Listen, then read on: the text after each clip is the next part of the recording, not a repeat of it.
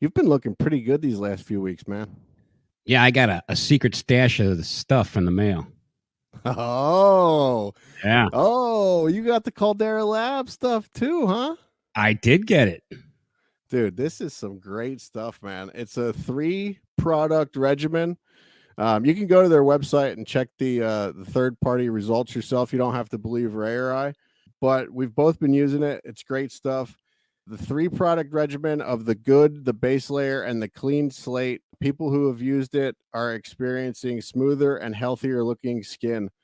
It's really great stuff. Go over to calderalab.com and use promo code Deluxe for 20% off. This is a great deal, Ray. Yeah, look good, feel good, live good. That's what I always say. Absolutely. calderalab.com. Use promo code Deluxe for 20% off of your entire order. This podcast is part of the Deluxe Edition Network.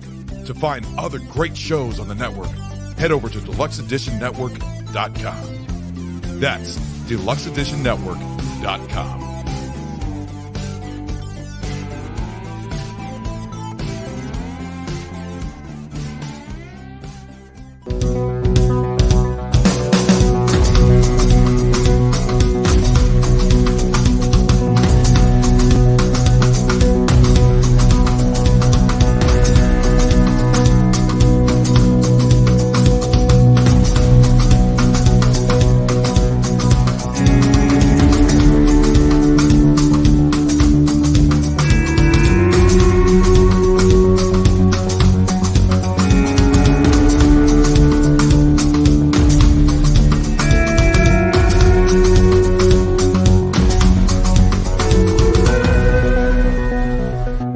Hello and welcome back to Deluxe Edition. I am your host, Casey Shearer.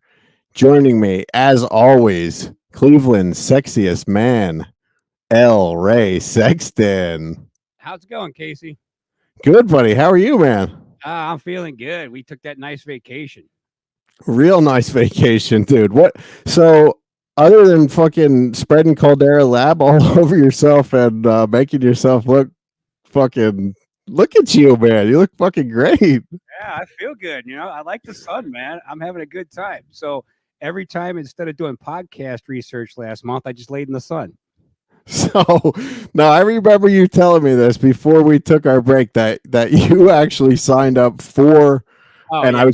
I was busting your balls about it because that's what we do.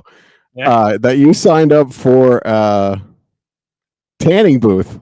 Fuck yeah, I go tanning, man. I'm telling you, it's perfection. It makes you feel really good. So tell me, what's the thing? Like, why don't you just go out in the sun? Like, it's summertime. I live in an apartment. Okay. What am I gonna go do? Lay on the sidewalk in front of my apartment? Like, get a chair and set up on the sidewalk? Why not? And 2, I can roll into the tanning place, and in 10 minutes, I'm in and out. Ah, that's it, man. 10 minutes. If I do it, it takes like a half hour. You know, you got to flip another half hour. You got an hour invested. Tanning booth, I go in. It's a stand up. I'm in and out, and well, I'm up to 12 minutes now because that's got to stay golden brown for the rest of the summer. No, wait a second. The tanning booths that I think of when I think of a tanning booth is the old school. You go in and lay down, you put the gimmick in your eyes, and you lay down in the thing.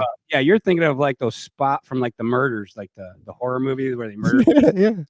Yeah, they got those too, but I like the stand-up ones. You just stand there. And don't tell them, but I don't use those stupid eye things. Well, the stand-up ones seem more sanitary, to be honest with you, because you're not actually touching anything, right? You just stand there. Right. You just stand there. You hold on to these 2 handles. That's it. You're done.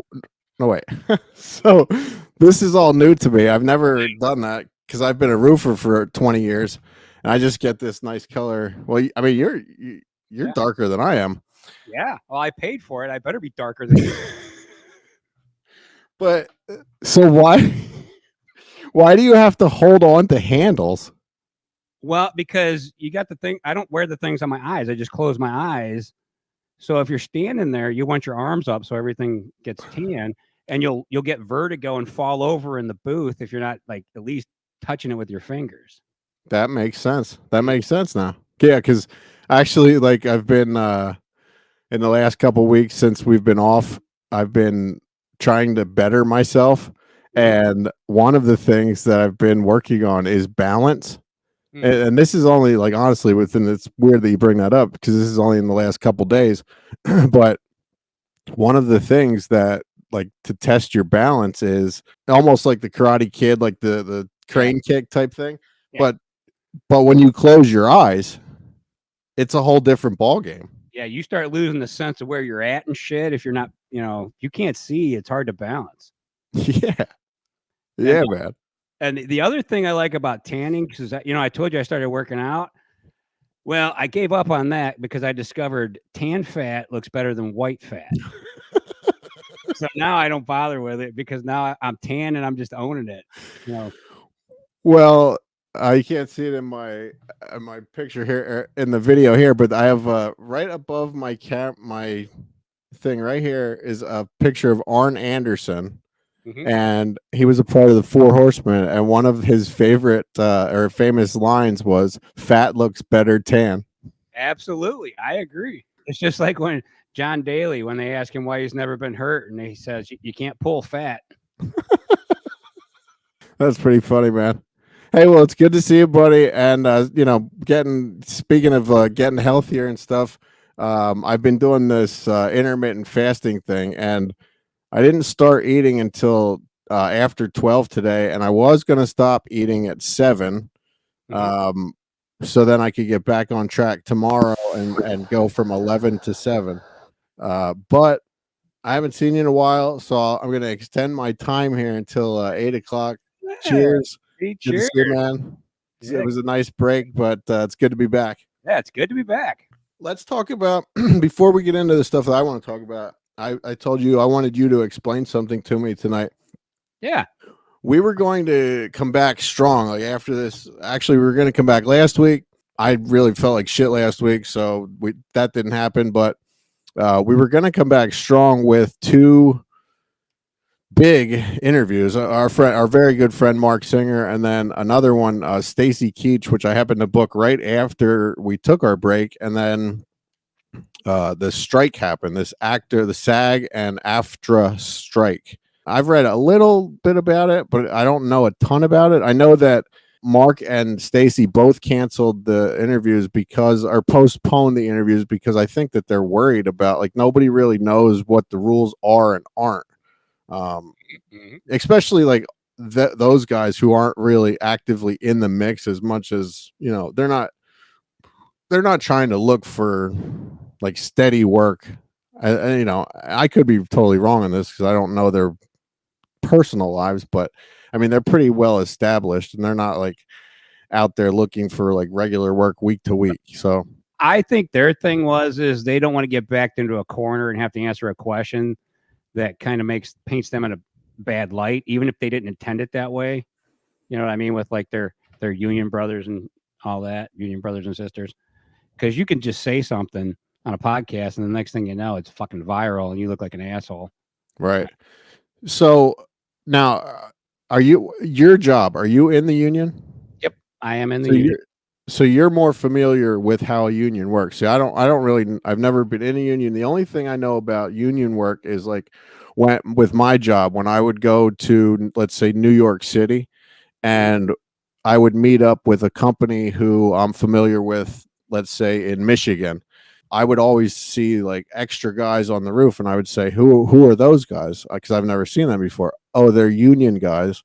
However many guys we bring into the city, we have to hire that many union guys. Yeah. So basically how a union works is you give them a bunch of money, and then they tell you, well, we tried, but that's how it goes. You're fired. That's basically how, yeah.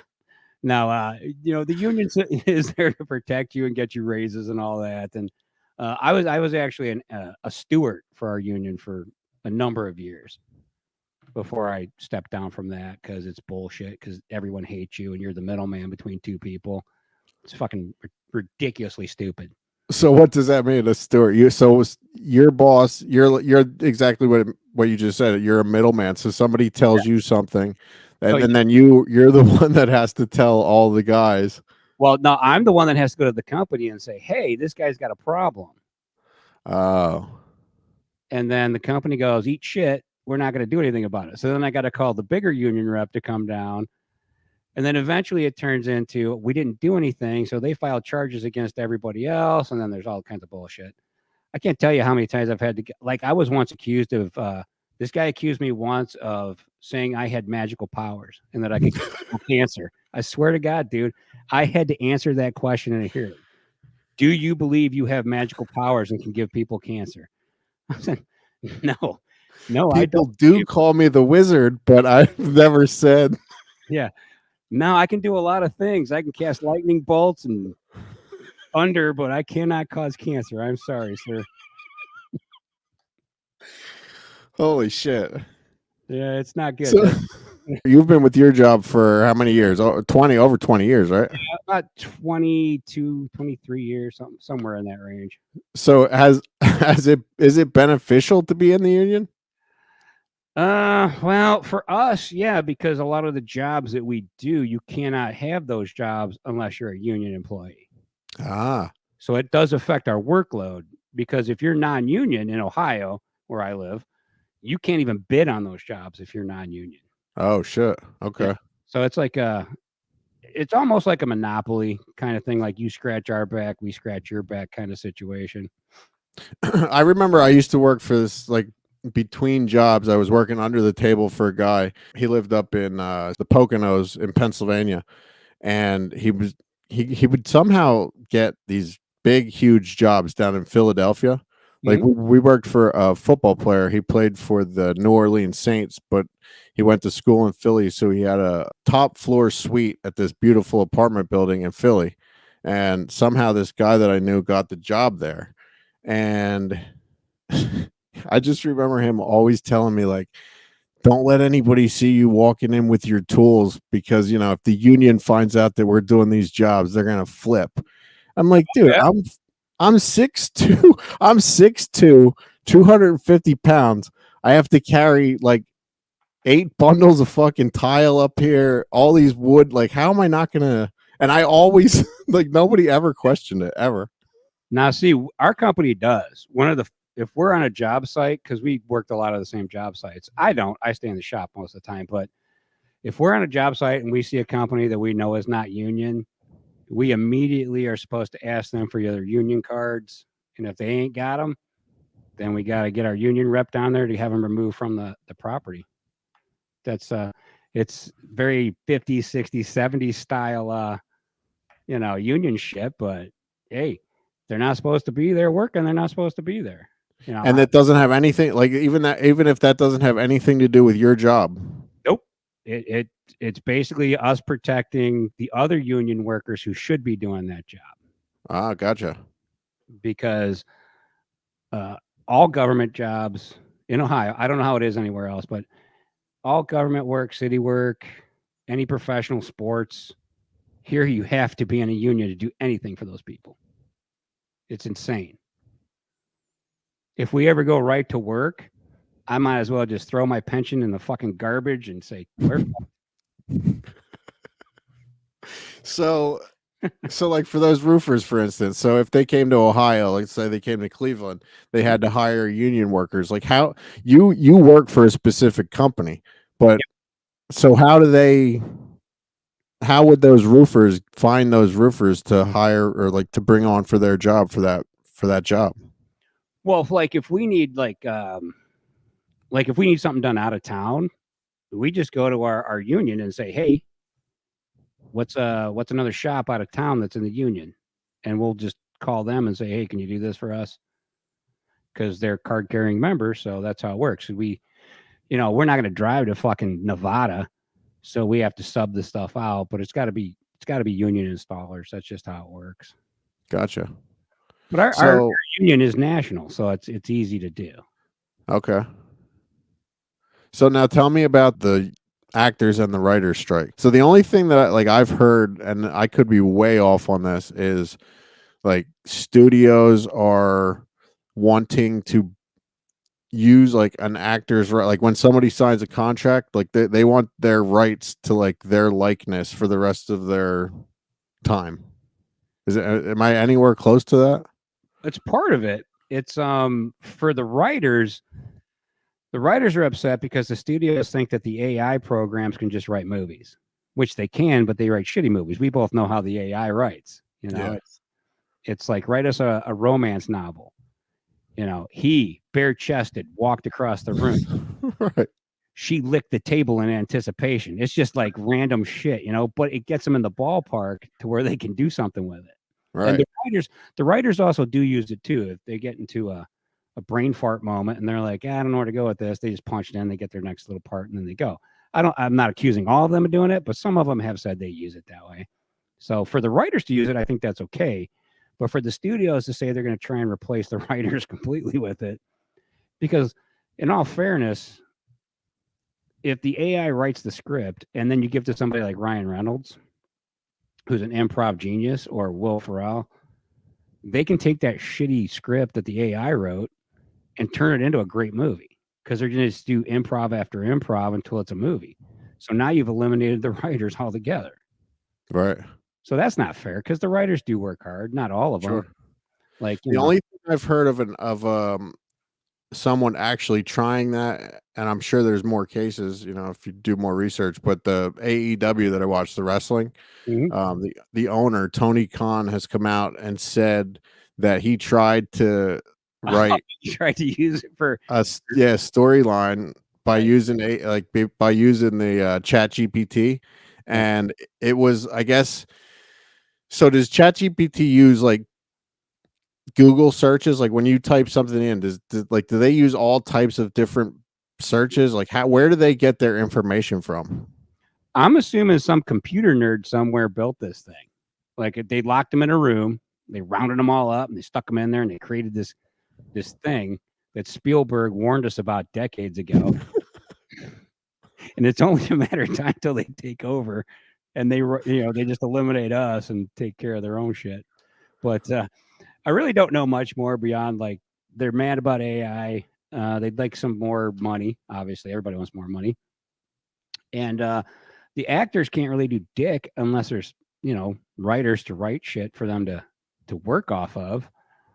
So they're more on a solidarity thing. Like, yeah, fuck this. We're going on strike for those guys. Because let's be honest, most of the big actors, this isn't going to hurt them at all, because they can go years between movies and it doesn't change their lifestyle at all. So this is just more of a show of solidarity to the writers, who I'm sure a lot of them are friends. Sure. You know.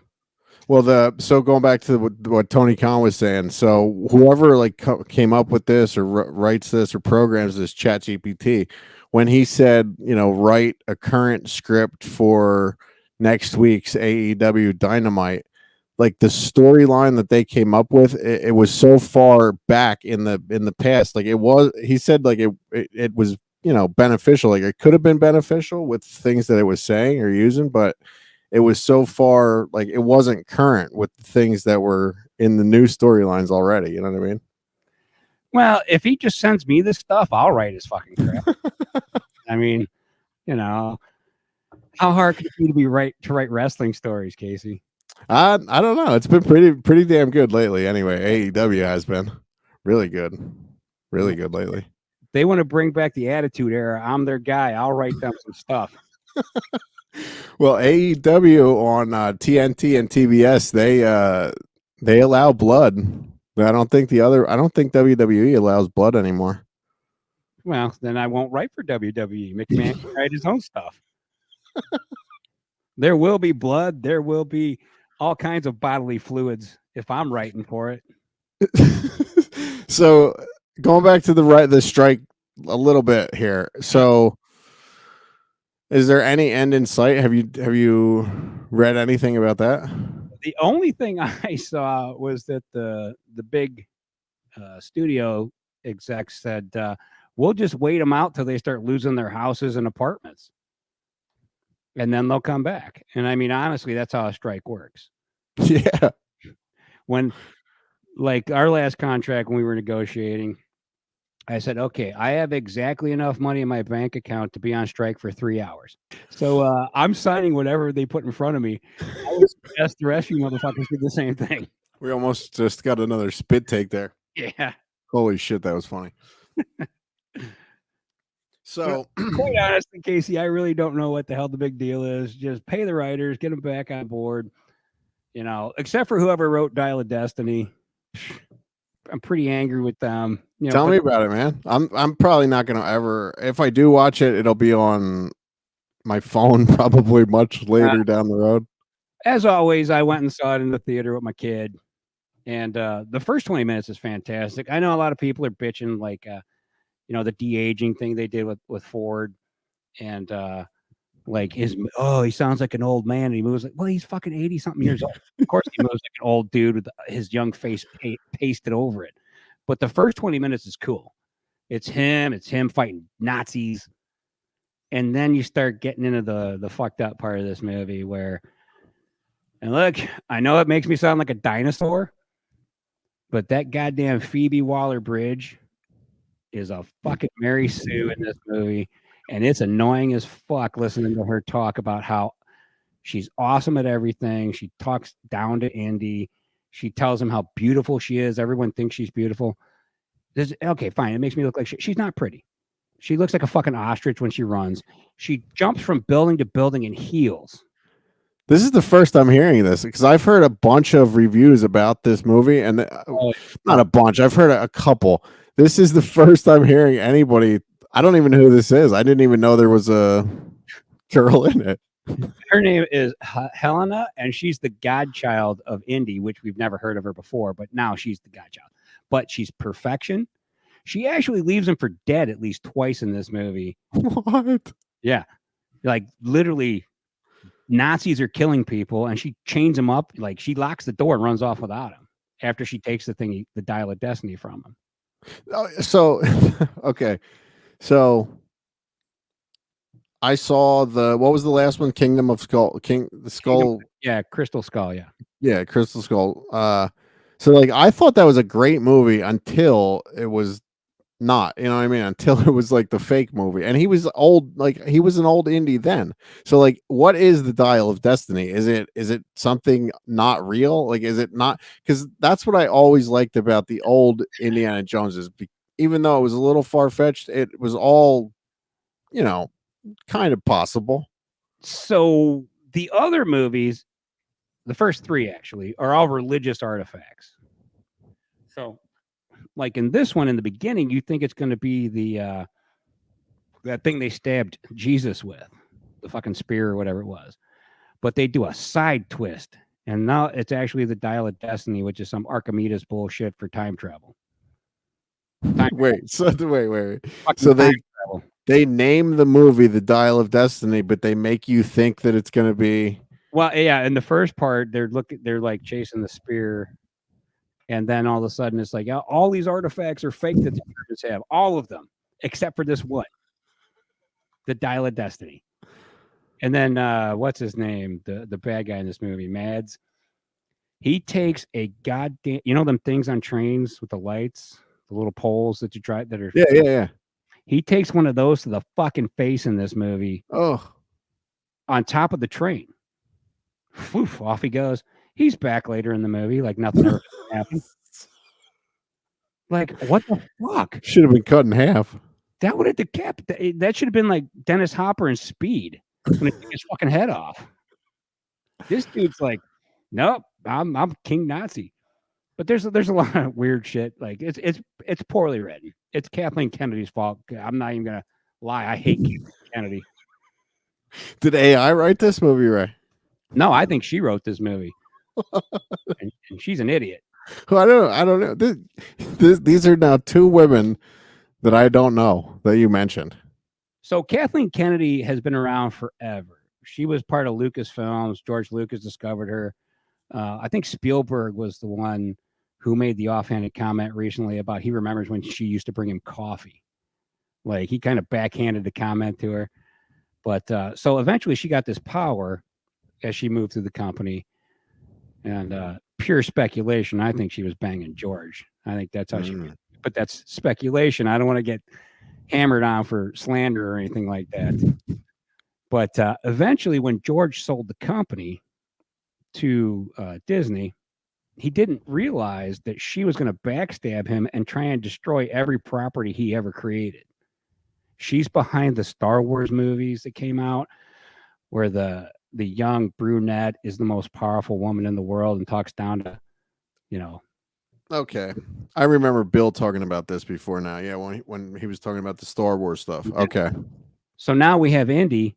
We have a British brunette who talks down to Indy and is now the super most smart character in the whole fucking world. And it's like, God damn. I watched this woman whose arm is no thicker than this pen I'm holding knock a dude out with a punch. Unrealistic.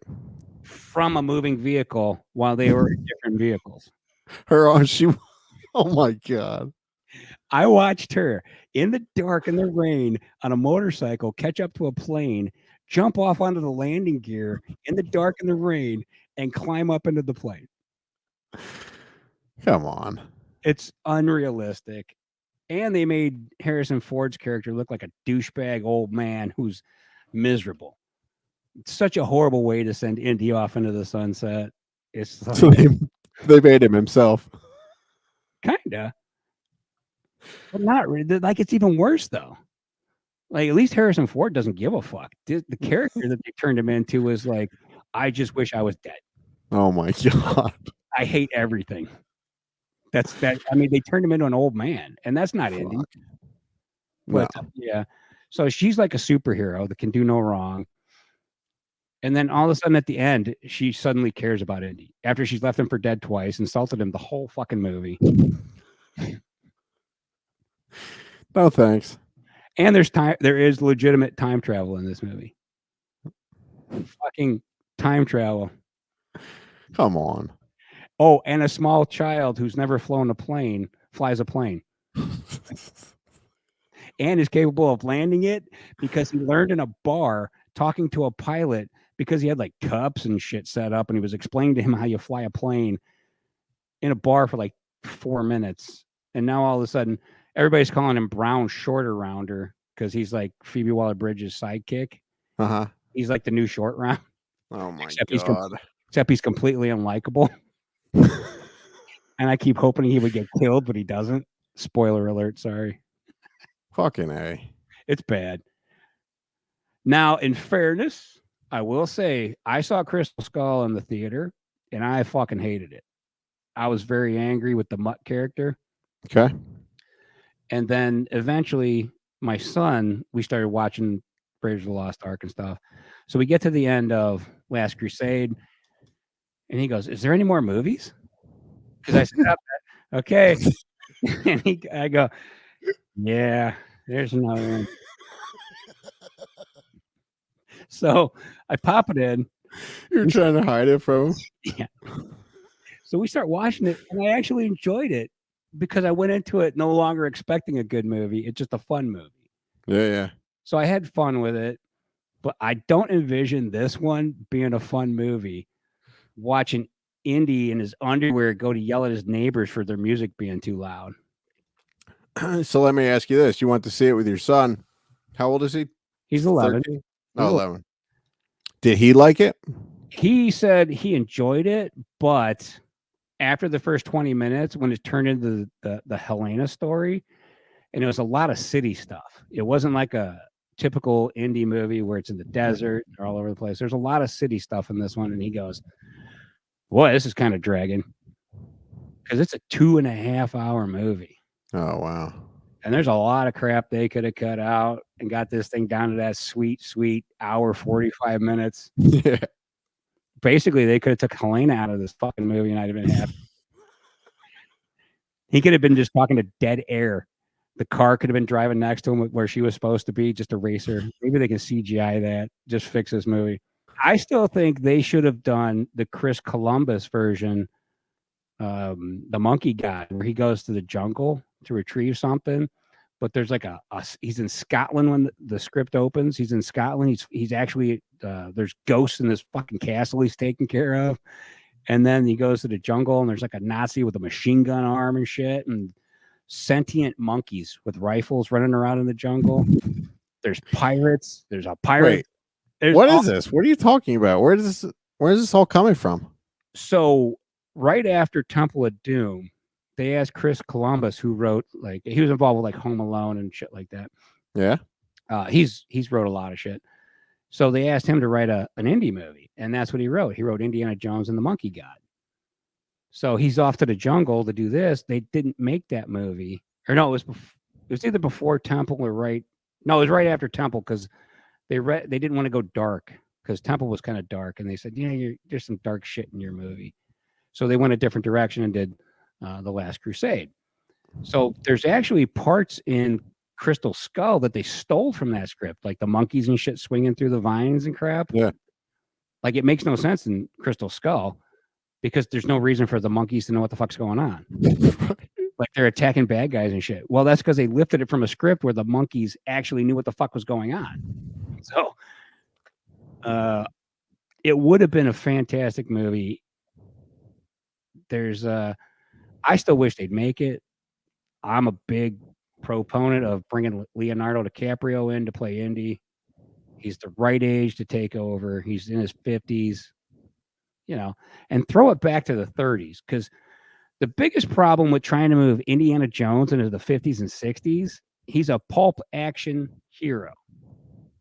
Pulp action heroes are from the 30s. Right.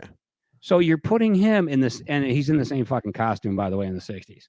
Oh my God. So you're thinking that you would be okay with them completely rebooting this?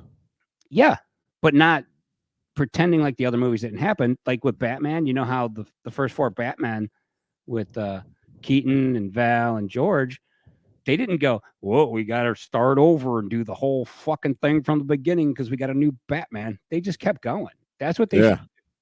Just come out, have Leonardo be fucking Indy, and set it back in the 30s where it makes goddamn sense for him to be like an action hero. Or if you want to set it in the 50s and 60s, get him a new goddamn outfit. Nobody dressed like that in the 50s and 60s. Right. Big fucking fedora and shit. So going back to like that script that Chris Columbus wrote, is that something that studios could do now with the strike and the shutdown? Could they, like, I mean, yeah, I have 2 scripts right here, like sitting right here, that are movies that could be made. And so like, I'm sure that there's like hundreds of thousands of those that studios bought and never made. Yeah. Could they do that? Could they? I would imagine they can do that because they're buying up probably a bunch of shit movies right now. They're like, well, we got to release something. So what do we got? I got a movie about a dude who went fishing. Well, how'd it turn out? He went fucking fishing. Caught some fish. At the end of the 3-hour movie, he catches a fish and he's happy. Yeah, fuck it. We got nothing else. Guess we're making Gone Fishing. What's the sequel? Holy shit, man. Well, in the sequel, he catches 2 fish because it's part 2. The second one is a little bigger. Yeah.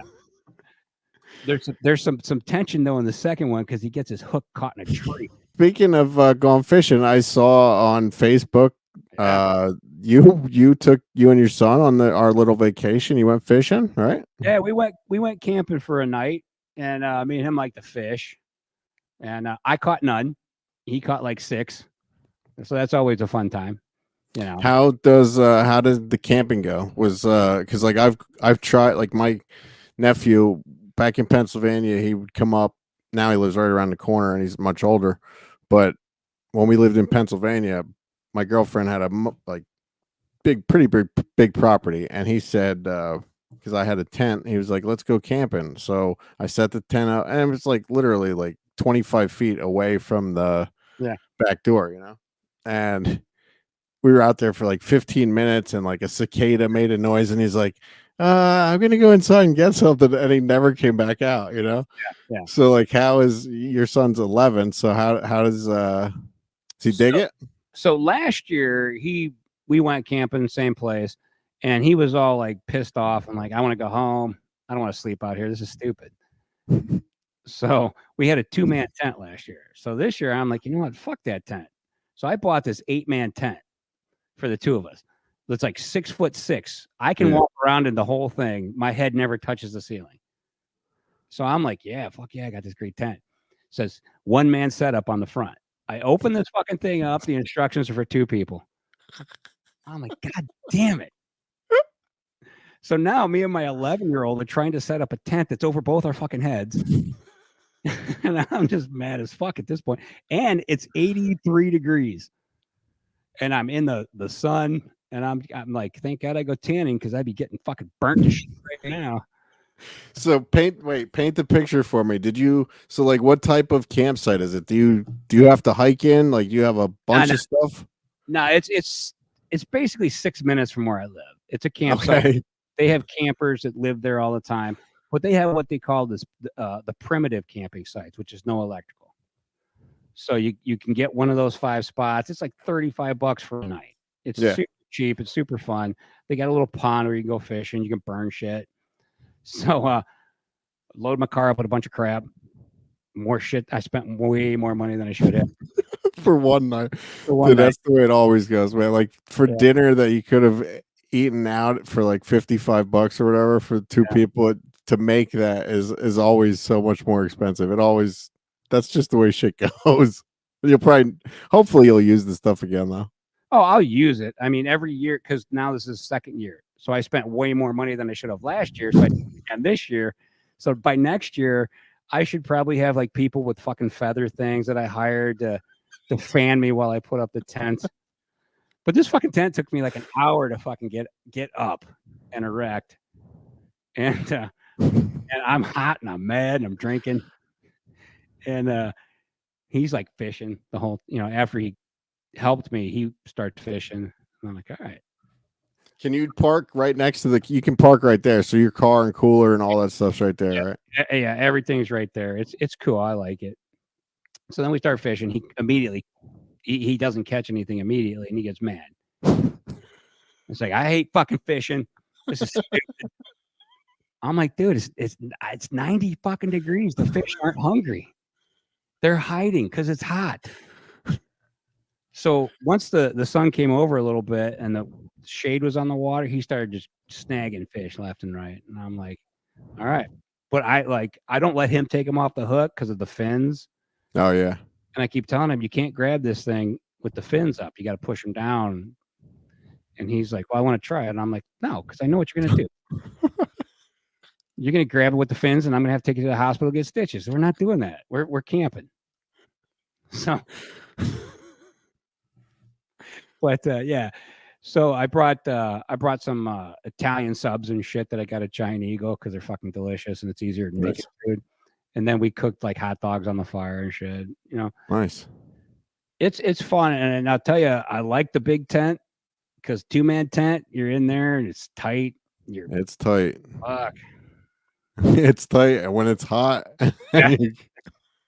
so it's even hotter. So yeah, I got air mattresses and shit and all that. Nice. So yeah, so next year, like I said, I'm gonna get some grape wielding women and fanboys I'm just gonna make them put the tent up. I'll have somebody set my whole campsite up before I get there. Nice. I have a couple of dudes just show up and set all my shit up, and I'll just drive in like I did, take pictures of me, like pretending to bang in the last steak. Look at me doing man shit out here. We actually just found a place on scrolling through Instagram. I found a place in Tampa. Actually, I didn't find it. Barbara found it. I think it's in Tampa. It's like 3-4 hours away from here, but it's actually like that. They call it glamping, where they have it's basically like a little shed that they fixed up to make look like a little cabin or whatever. Oh, like my apartment. Yeah, it's very small. It's nothing, it's nothing crazy. It's like probably about the size of that 6-man tent. It just looks cooler than a tent, Yeah. And there might be air conditioning. I'm not sure, but it's pretty cool. Something we're going to check out in the future. Yeah, the next time we go, I'm going to ask them how they feel about generators. because I might drop a fucking generator in there and run air conditioning and shit in the tent, and just be like, man, hey, it's loud. What do you want me well, to they make those tent air conditioners now. Yeah. Well, I think I can survive. Like, I don't even I don't have the air conditioning on in my apartment. It's fucking hot as shit. You know what I do, Casey? I'm teaching my son tricks, life hacks. Drink beer. Well, what I do is I call my friends and I go, "What are you doing?" Oh, You go to there. playing video games. Yeah, I'll grab some pizza or something. I'll be over in a little bit. And I stay there and I watch the temperature until it starts to drop. And then I'm like, oof, I gotta go, man. Cool seeing you. I go, that's a life hack right there, bro. You go to your buddy's house, hang out there till the sun goes down. You go back, open up the windows, save yourself some cash. Yeah, use their air conditioner. Smart.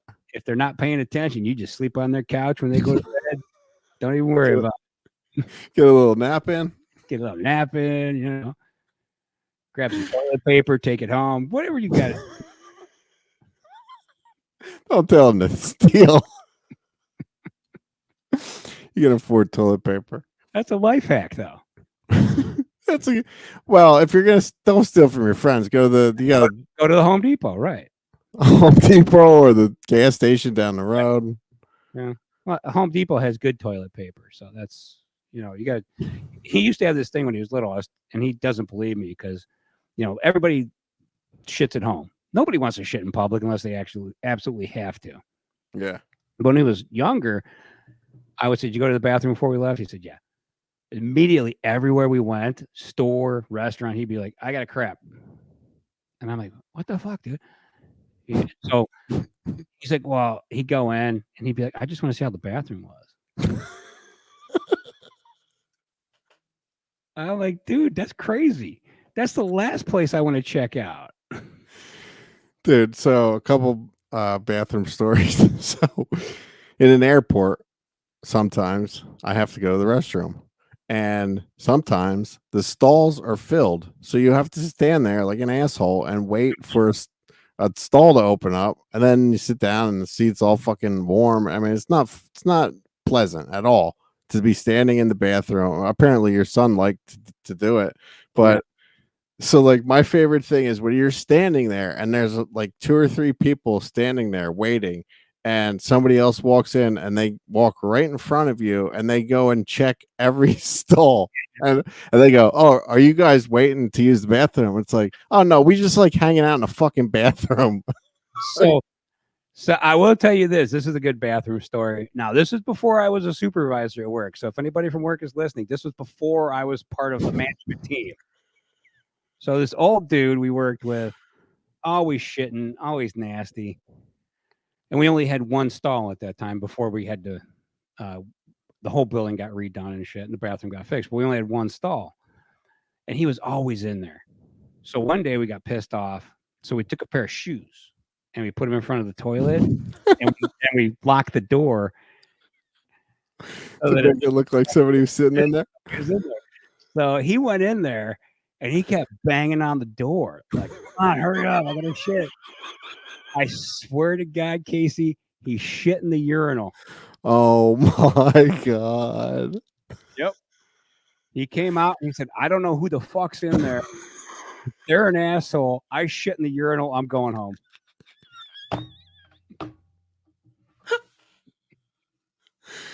Wow. And then we immediately, when we saw him come out, we had to run in there and get the shoes and unlock the door and everything, so we didn't look like we did it, Right.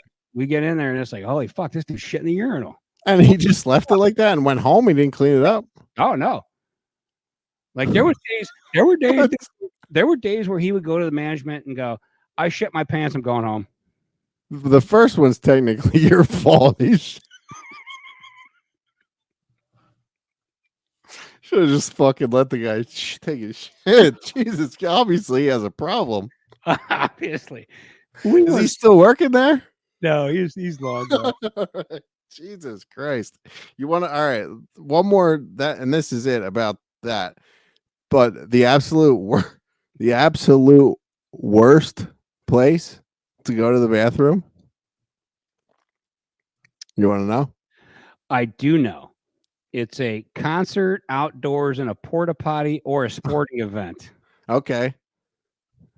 I can top that. That is, and then try that one on LSD.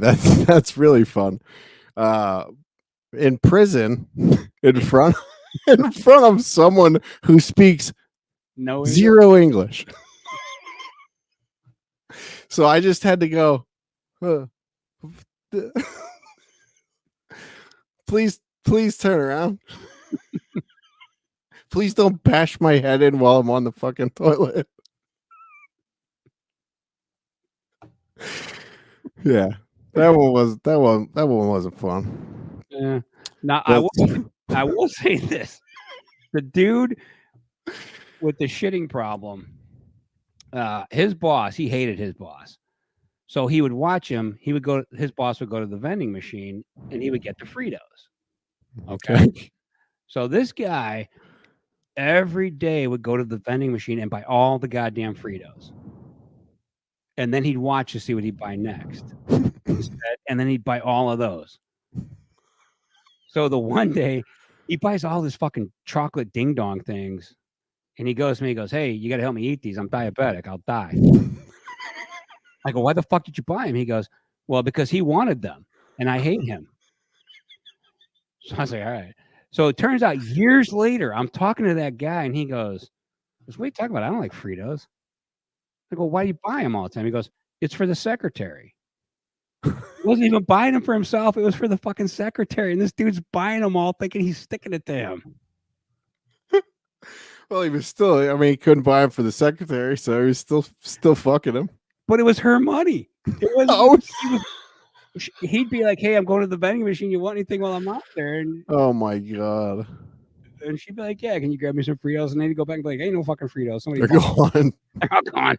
What else you like? Doritos? Okay." Then the next day, those would all be gone.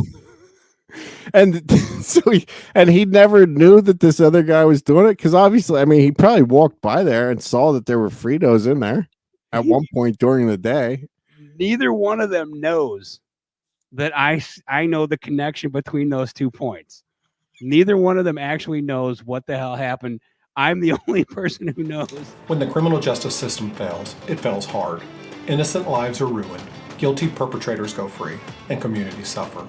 But what if we told you that the flaws in the criminal justice system run deeper than you think? Join us on the Broken System podcast as we explore the cracks in the criminal justice system.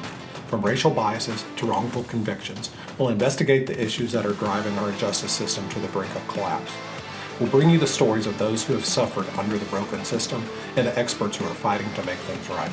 Together, we'll ask the tough questions and demand real change. Are you ready to take a closer look at the flaws in the criminal justice system? Tune in to the Broken System podcast, available now on all major platforms. Have you been on TikTok lately? Yeah, every day. That's why I fucking waste at least an hour. Have you seen this fucking bullshit? No. So there's this thing now where people go on there and they just sit there like this and they call it the NPC fucking retard thing. And they go like this and people send them money like in roses and shit. And they pretend to be AI and they go, "Oh, a rose." And then they smell it and then they go back to doing this. And every time somebody sends them something, they keep doing it. And I'm sitting there and I'm just like, this is the dumbest fucking shit I've ever seen. They're literally, but none of them do it the same. Like some of them are going like this, some of them are going like this. And I'm like, why are people giving them money? Should we try it? Well, I mean, we have a TikTok. No. I'm like, we need money. The only way this would be fun is if they were sending, like, if they're like, "Oh, there's an eggplant. Oh, 2 more eggplants." That's here comes some water. Oh, Jesus, more eggplants. Splashes. Yeah. That's the only way it would be funny. Well, it's the same as like I guess, well, I don't know if it's the same, but it's reminds me, I guess, of people giving money for that ASMR shit. Yeah. I don't understand that as a fetish. Like, I don't either. like if I was with a woman, the last thing I want her to do is like go like, take your pants off. What? I can't fucking just yell at me. Take your pants off, fuckface. Don't whisper it at me. I'm hard of hearing. Yeah, I don't understand. There's so much stuff I don't understand. As far as I can tell, that's like a beta male thing. Like they just like, I don't know. It's just creepy as fuck. But I guess you know, gonna have to start an OnlyFans and start whispering to gay dudes and be like, take your pants off. Yeah, but if that was the thing, if it was for a beta male thing, wouldn't you want the other person to be like you said, yelling at you? Fuck, I don't know. I don't understand it at all. I don't know who would be turned on by some woman whispering and making funny noises with her mouth. Like they're not even like gobbling noises. Like, you know, like I could get that. I could get behind like if it was like a sucky noise or something, but it's like they're eating chips or something. You're my connection to the now, Ray. You're the one that does the news. You're supposed to know this stuff. I know this. I can. And if anyone's just listening, Ray is like, I'm not sure. You're not actually touching your nipples, are you? You're just you take your hands and you look like you know Wii Sports. Yes. Like all the characters are like bouncing in the background, like the AI NPCs in the background and the bowling alley and shit. Yes. That's what they're imitating. And people are giving them fucking money to do it, Casey. I think you should try it. Record when we're finished here. We have another 15, 20 minutes here. When we're finished, record a couple of those up, send them over, and I'll post them to our TikTok, and we'll see if. No, you got to do it live. That's it's a live thing. You can't. It's not a. No, because you have to keep up with the things that they're sending to you. Oh, right. Okay. You do like hearts if they send you hearts, and if they send you poop, you got to shit. I don't know what the fuck is going on over there. Well, we're not monetized on TikTok yet, so we have to come up with some other things before we can do that. I'll just have to go. Some of this stuff on. Have you ever scrolled through the TikTok live stuff? Dude, I cannot tolerate it. I've seen other people's TikTok feeds, like my buddy Robert from Metalhead Journeys. Yes, he's the one who showed me this, and he's like, "Look at this. My TikTok feed is full of this." And I'm like, how do I make money doing that? So every night at TikTok, I always see, and I never watch it long enough because it's so weird. I don't know where it is, but there's always this Asian lady, and there's like a big open warehouse behind her, and she's always sitting next to like a human robot type thing. Yeah. And it's just like sitting there, like doing things. Like, it's very strange. I don't know. I'm ready to just start an OnlyFans and just make fucking feet videos. Well, if your feet are as tan as your fucking shoulders are. My ass is as tan as my shoulders, bro. Oh, but you got to start one. Yeah. Come on, man. Start bringing in a little bit of money here, man. Yeah. I got to come up with a name for it, though. Mike Honcho. Deluxe Bod Dad Edition. Do you remember? I'm sure you've seen Ricky Bobby Talladega Nights, right? Yeah. When Ricky Bobby was in the hospital and John C. Reilly came up to him, and he's like going in and out of consciousness. He's like, I used to take my money off. I used to take my clothes off for money. I used to spread my butt cheeks. My name was Mike Honcho. So you can use that name. That's fine. Yeah. I mean, I could reenact movie scenes. Yeah, that'd be good. Yeah. All right. What else did you do, Ray, while we were off? Anything exciting? I went to the tattoo parlor, got me a new tattoo. That's right. Sure. I got a little ink. That was fun. Now, I saw a picture. I wanted to talk to you about this on the podcast. I didn't want to text you about this.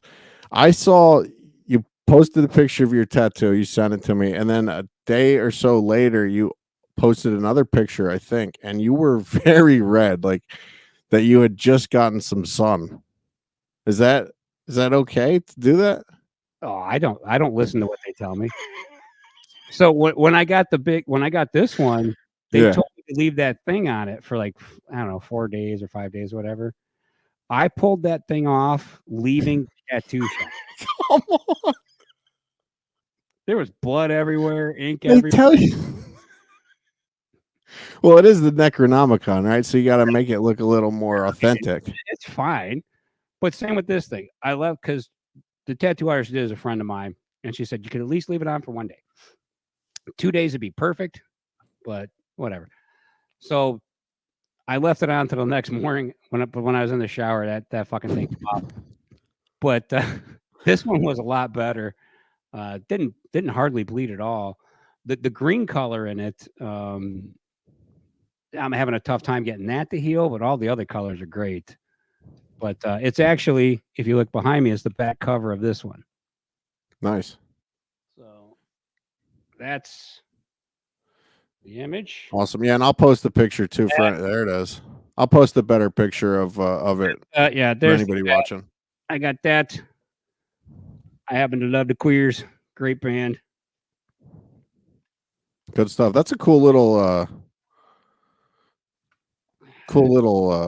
cover there too for hanging it on the wall. Is that for hanging it on the wall, or did you just add sticky things to a? I stuck Velcro on the back. Stuck to the wall. I don't know how I'm going to fix that when I move, but that's what I just had to do over at my my nephew just moved out of his apartment in Tallahassee, moved to right outside of Dallas for a job, and I had to go spackle all kinds. I'm like telling these kids, I'm like, for one, they want to put tape on the back of their posters. I'm like, you're gonna ruin your posters. There's so many posters that I've fucking lost over the years by taping them from when I was a kid, and then you're also gonna pull the shit off of the wall because they tell you that those non-stick things they're gonna peel right off the wall. It never does. It peels the paint right off the fucking wall. Yeah. Well, technically, it says easy to remove. Yeah, which it is. It just brings half the wall with it. This is true. This is true. But yeah, that's what I did. I went to the tattoo shop. It's fun because she's got a new puppy, and the puppy kept jumping around. So it took a little longer, but the puppy was cool. Cool. It was fun. I just sent her a message today about the next two because I'm not a big fan of making appointments. Yeah. So I just sent her a message. Said, hey, if you have any cancellations for a 4 o'clock appointment, I can be there at 5. And she just said, okay. So yeah, the next one, I'm getting the Dungeons and Dragons ampersand, the old 70s one with the dragon on one leg on the calf, and then I'm getting the Elvis TCP on the other leg. Nice. So that's the yeah. Yeah. So is this like this is a little addiction? Will we going down the line here, deluxe edition? Where are we going to eventually see you covered? I do believe so because this is a lot of shit that I wanted for years. And you know, when you're married, there's another person involved in your financial decisions. And since I am separated now, there's no one controlling me. Yes, my bank account's suffering because I spent money on stupid shit. Like Casey, I love Dungeons and Dragons. I have 600 dice. 600 dice. My son has over 100 just his own. Holy fuck, dude! I don't know what any of that means. I didn't know. You need 6 to play. Okay. You need 6. So are they different? There's 6 different types. But I have 100 of each type just cause. But are they so like I don't know. I don't know how to like even compare it to something. So like the dice, they might be the same style or whatever, but are they like, did somebody make this one, or you know what I mean? All right. So here's the difference. It's a different color. You got 3 6-sided dice that are white. Okay, Casey? Yep. And I come along and say to you, how'd you like a purple one? Give me $1, I'll give you a purple one. And you're like, fuck yeah, I love purple.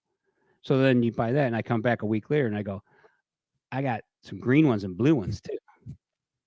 And this one's see-through. No, fuck yeah. Oh, fuck yeah. Oh. Yeah. So I just bought another 130 fucking dice just for the hell of it. Oh my God, Ray. I don't have an adult supervising me anymore. Well, all right. So let me just scroll this camera up here. Maybe you haven't seen this here in a while, but Yeah. all that I have hundreds of dollars worth of Evel Knievel toys and wrestling figures, and so I know I know exactly what you're talking about, buddy. Yeah, you see something online, you're just like, I got to have it. Yeah, and like the thing is, I don't know with me, but we talked about this with Tommy Chong, and I did get rid of all my roaches that I had at my knees here when I showed Tommy Chong all my roaches. So that was a thing. Like before, when I was a kid, like I didn't have money to get all this shit. You know what I mean? And now Right. I do, and I see something and I want it, and I'm like, oh, I gotta have that.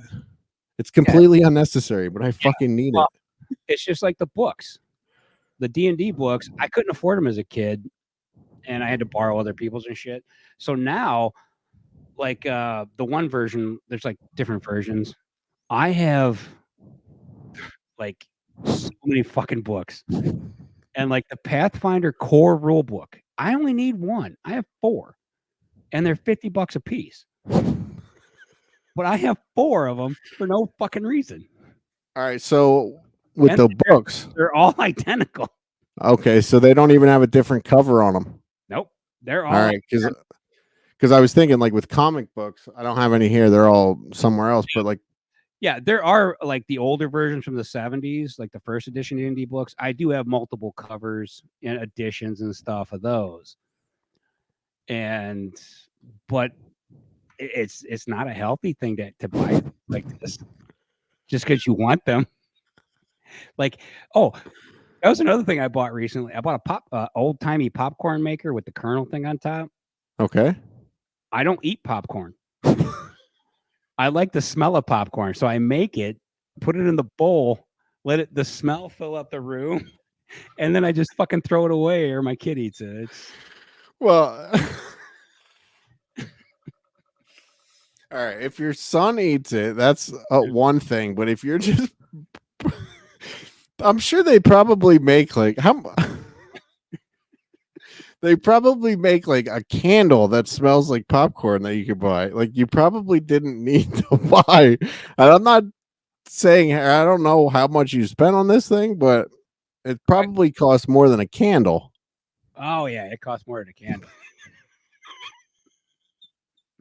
And then you also have to buy the popcorn that you're just throwing away. Oh yeah, and I even put the butter on it so I get that nice buttery smell going through the apartment. And then I just, when it stops smelling good, I throw it out. Can you next week during our interview with Robert Palmer from the Broken System podcast, can you pop some popcorn behind you? I'll tell you what, I'll set it up behind me for that so that, I can get that. Well, actually, technically, I should pop that shit before we do these things. It'll put me in a good mood. Hell yeah. As opposed to the shitty mood I'm always in, but it'll put me in a good mood. I've never seen you in a shitty mood a couple times, but you break out of it. Speaking of the Broken System podcast, who we're going to have on next week, I completely failed to mention in our month absence at the beginning of the show, we are a part of the Deluxe Edition Network. Let's see, right here. You can find all the other great shows over at deluxeeditionnetwork.com. And the podcasts of the month actually are the Broken System podcast and Quad Pro Quo. So you're going to find out all about the Broken System next week. We'll talk to Robert about that. And then Quad Pro Quo, they're a podcast that they talk about movies, all about movies. It's a bunch of neighbors. And last week they do themed months. So last month, July, was all of Arnold movies, Arnold Schwarzenegger movies. So not really sure what August is going to bring us, but check them out over at deluxeeditionnetwork.com. All right.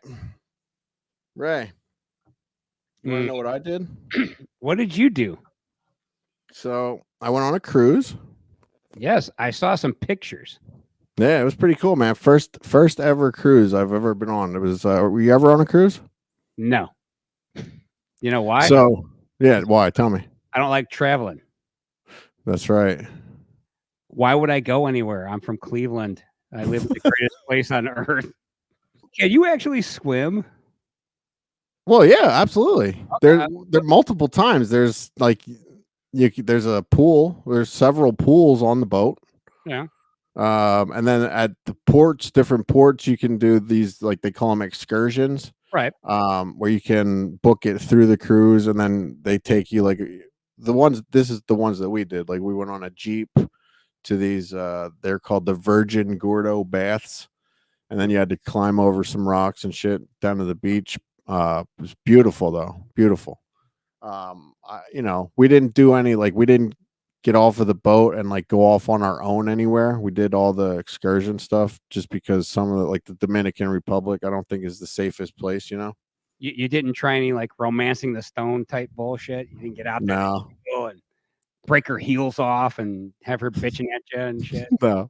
If it was like me and you probably like getting off the boat, like I would like go on an excursion, so like without paying for it, you know what I mean? Like go and talk to the locals, get in a cab somewhere, but end up without her kidneys in a tub. Yeah, sounds awesome. Hey, I mean, dude, we're gonna have to come. These actors are fucking canceling because of the strike. We're gonna need something to talk about. Well, that's true. What's a kidney go for on the open market? Because I think I could probably take one out myself and cut the middleman out. I don't have to go to the Dominican Republic. We can talk about that off air. Mean, we don't need money that bad just yet. I need more popcorn. But yeah, my buddy Andy does this all the time. Now that he's divorced, he found out he has a bunch of extra cash laying around now, and he goes on like 2 of these cruises a year now.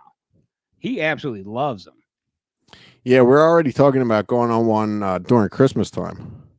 It was really, really cool. We actually got, my brother-in-law somehow became friends with the executive director of like the restaurants on board, and we had a private tour. Like this is something that you can pay for with like a group of people, but we had the private tour somehow. It's just me, Neeraj, and his name was Dennis Brito, of the galley of like the buffet floor, whatever. Yeah. Like the galley is the entire back of the boat where the kitchen is. And it was, dude, that was like out of the 8 days that we were on the cruise, that was one of the coolest things that I got to see. Nice. Because it's crazy. Like how, like I never went into this with any expectations. Like like if we would have walked up there and we would have had to like walk across a little plank into the boat, like that would have been, I didn't know what to think, you know what I mean? It wasn't like that at all. Getting off of the boat at one of the ports was like that. It was like you walk right out of the side of the boat. It was pretty crazy. But like the amount of shit that's on this boat, I forgot to bring it in the room. I'll have to show you another time, but they had like, it wasn't glass blowing, it was kind of like glass molding, but I made like a glass flower. Yeah, I saw that flower. Yeah, well, kind of looks like something else, Casey. I'll post a picture of it for everyone watching. Yeah. But yeah, and then Neeraj, she made a heart, glass heart for his wife. Really cool. Like I never expected something like that to be on the, and then they had a big giant screen up on that level, like where you could go watch movies at night. They had a putting green up there. We went to see this comedian one night, Sean Kent, in the theater there. They had like a big ass theater on the boat. It was crazy. And then one of the nights we went in for a couple songs. They had a Whitney Houston impersonator. One of the nights they had a Elton John impersonator. This is probably not how I should judge people based on why I want to go see them or not. But the Elton John performer had a lot less followers than we do on Instagram. And I was like, So what you're saying is we could go on a cruise for free and be the entertainment. well, we could try, definitely. Hey, I can put a boa on, some big dumb glasses, and take a crack at some Elton John songs. And one of the other nights there was a magician slash comedian, and I did not find him funny at all. It was not good. But overall, I had a really good time. It was fun. So, do you think you could convince your girlfriend to go on a Captain Ron style cruise? You're gonna have to explain to me what Captain Ron style cruise is. I know is Kurt Russell in that? Yes, Kurt Russell, Martin Short. So basically, they got this it's like a boat, like a sailboat, and they hire Captain Ron to take them out and show them how to sail it because they bought it. But he's obviously hot, and Martin Short's like all worried his wife wants to bang him and stuff the whole movie. But he gets him in all kinds of trouble with like gun runners and all kinds of cool shit. Would you be interested in something like that? Where I like adventure. Do you think she could handle it though? Where like no. No. At one point they end up in Cuba, I think. No, dude, I was like, I smoke these. I have tried several times to quit these vape things during our partnership here on the podcast. So I took I don't know, I think 3 or 4 of these with me, thinking that would be enough, and it wasn't. So then we were somewhere, and I was like, there has to be weed on this island somewhere. We're in, you know what I mean, in the Dominican Republic or whatever. I thought one of these islands would have had legal weed. Apparently they don't.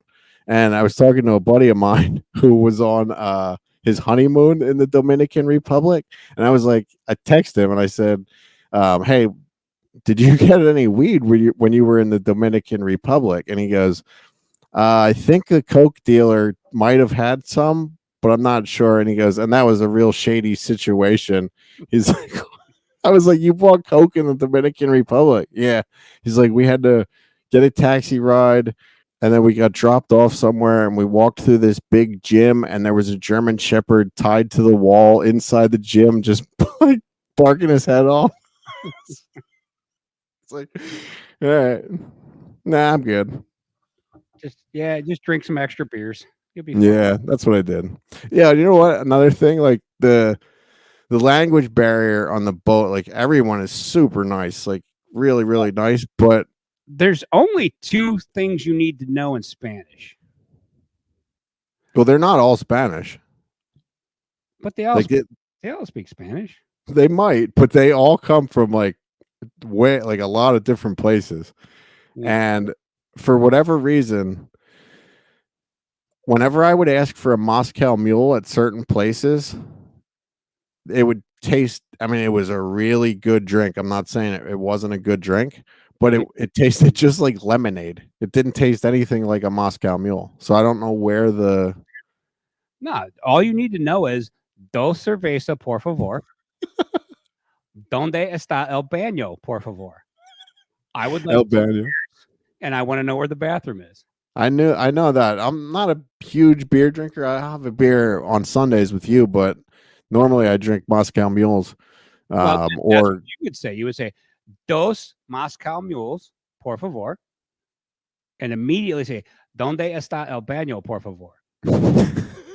The night of the bathroom. They had bingo the one night, and we had the classic drink package. I was drinking Captain and Ginger that night. They were going down pretty good too. Nice. Did they have karaoke on the boat? They did. I'm pretty sure they did. They had different things. At one night we were walking through, and they had something with a Queen type sing along. It wasn't really karaoke, but they had and it wasn't even the full song. They would have a big screen up in front of I don't know. There was 75 to 100 people there, and they would play. I think it was an actual band playing the song, and then people would sing in the crowd, and then like during that they would just like go into a different song. It was really weird. Like they wouldn't even play the whole song. See, what I was thinking was you could have went to karaoke and done nothing but Elton John songs all night, and then said, "Please follow me on Instagram at CaseyEltonJohn.com. Follow me everywhere that you would follow that other guy." And by the end of the night, you might have more followers than him, and could have took his job, and your cruise would have been free. Be working on the boat. Yeah, you could have been calling me and like, dude, I got this sweet gig. I'm not coming home. I'm not a rapper anymore. I'm Elton John. I was thinking about that, like with the comedian, that it is a sweet gig because he only, I think, worked, a couple nights, like 2 or 3 nights on the 8-day cruise. He only did 3 gigs. And he was on the cruise for the entire time. Now, I don't know if he's allowed to bring his family or whatever, but if he's a bad comedian, he's probably single. He probably spent most of the time in his cabin drinking and crying, trying to make new jokes. They probably took his belt and his shoelaces from him before he went into his cabin every night. That's Sean Kent Comedy at Instagram.com. Oh man. All right, buddy. Let's wrap this up here. We got another couple minutes. So while I was on the cruise, I found out that's why I'm wearing this shirt here. Buddy of mine from back in my wrestling days passed away. The Love Bug. We wrestled for a company called the EWF, and he's so smart, man. He went by Every Woman's Fantasy, and he was a bigger dude, but he went. Always his build weight was a slim trim 185, and it was great. Like when I wrestled, he was my first feud, and I'm almost positive that if you go back into the deluxe edition archive, one of the videos from the early days is me and Bill talking about one of my matches with Martial Law and the Love Bug. They went by Beauty and the Beast. And Martial Law is the host of Take on the World here on the Deluxe Edition Network. And they did a really cool thing for our 100th episode that that Love Bug was a part of, which I really appreciated, still do. And that 185 is bullshit because I'm 190. There ain't no way Love Bug was 185 at any point in his career. That's what made it fucking so good, man. That's what made it so good and so funny. But I went up for his funeral, I guess 2 weeks ago now, and we got to talking with a bunch of the guys. We had a little bit of a reunion, an unexpected reunion, but we were talking about like how I kind of just disappeared from the wrestling scene back in the day. Like they were all wondering like kind of what happened to me. And I blame it on drugs and alcohol because I really don't remember either.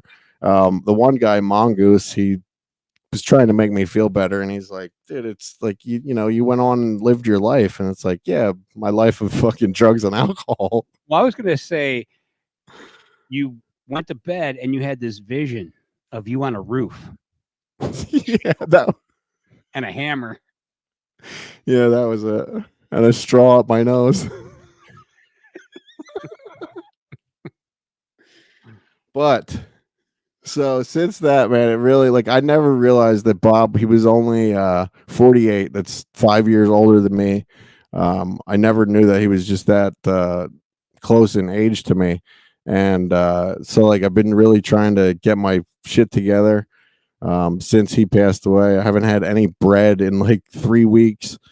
I'm really starting to work out more, and I will post a picture here if anyone's watching, but August 27th in Albertus, Pennsylvania, they are going to have a tribute show to Robert Butz, the Love Bug, and Zach Lee will be making his return to the ring. Yeah. And if you don't know who Zach Lee is, that was my wrestling name. So yeah. So how are you doing on the intro song? Have you determined which one you like yet?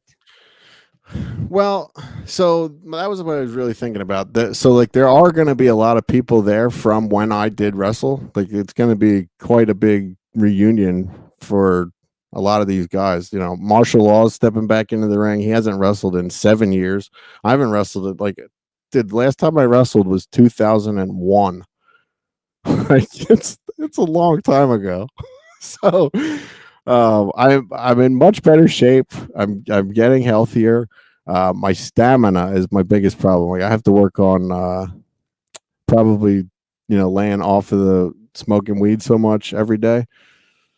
But other than that, pretty good. I've already had talked to Dr. Tom Pritchard, who we're supposed to talk to here in September, and he's one of the best trainers in the United States for professional wrestling. And he told me that I could come during the week sometime for a day and learn the basics again.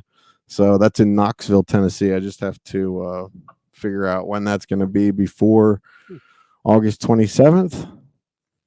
And hope I don't shit my pants before I walk out of that curtain. But going back to the entrance music. So when I wrestled, I lived my gimmick. I was exactly. I wore a tie-dyed shirt, jeans that had all kinds of holes and rips in them with tie-dye, and my entrance music was Eric Clapton's "Cocaine."